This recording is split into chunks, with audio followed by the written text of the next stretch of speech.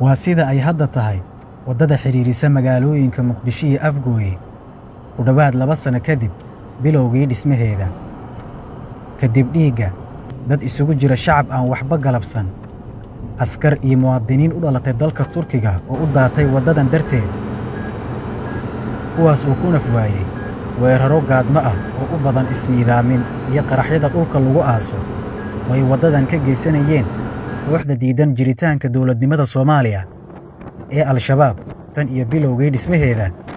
Hadda waxa ay maraysaa halkan oo fogaan 2 kiiloomitir u jirta degmada Afgooye ee gobolka Shabeellaha Hoose. Waa wasiirka dowladda federaalka Soomaaliya oo ay wehelinayaan saraakiisha u xil saaran ilaalinta amniga wadadan oo u koorgalaya sida ay shaqada u socoto iyo halka ay marayso dhismaha wadadan. waxaan maanta aan booqasho ku nimi kormeer shaqo jidka highway-ga ee isku xiraya Muqdisho iyo Afgooye. waxaanu rabnay inaanu ogaano shaqada socota iyo hawsha halka ay marayso. waxa aan hadda joognaa meel u jirta Afgooye 2 kiiloomitir 28 kiiloomitir baa la soo dhisay oo dhow jidcaduhuna wuu sii socdaa. waxa la yaab leh shaqada halka ka socota inta ay leegtahay.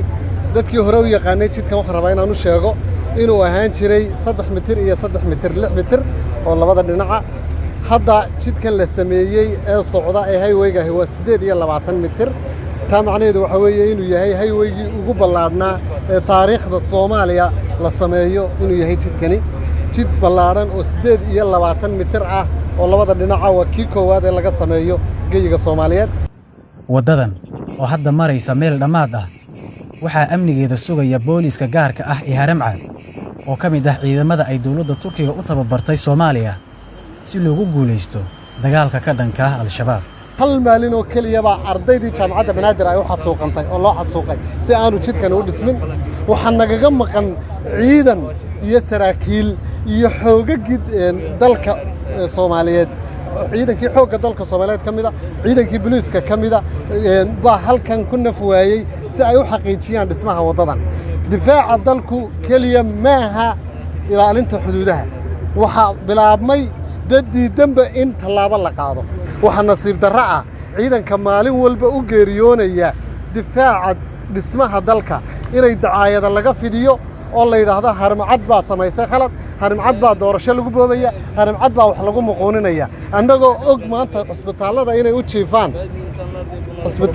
u jiifaan difaaca dhismaha dalka. waxa aan marnaba la ilaawi karin doorka dowladda Turkigu ka qayb qaadatay dhismaha jidkan ay kaga dhaawacmeen injineeradoodii ugu qiimaha badnaa, qaar kaga dhinteen, qaar ku indhabeeleen. iyagana waxaan rabaa inaan ku daro mahadcelinta dowladda Turkiga aan walaalaanahay. Tani bilowgii dhismaha wadadan waxaa ka dhacay in ka badan 10 qarax oo isugu jiraan kuwa ismiidaamin ah iyo weerar toos ah. waxaan ku geeriyooday dad ka badan 100 ruux intii uu socday dhismaha wadadan. haddana shaqaalaha wada dhismaha wadadan oo isugu jira Soomaali iyo Turki waxay wali ku dhiiranayaan in ay sii wadaan dhismaha ka socda wadadan iyadoo ay wali jirto khatarihii ay ku waayeen saaxiibadood. Maxamed Ibrahim Bulbul, Universal TV, duleedka Muqdisho.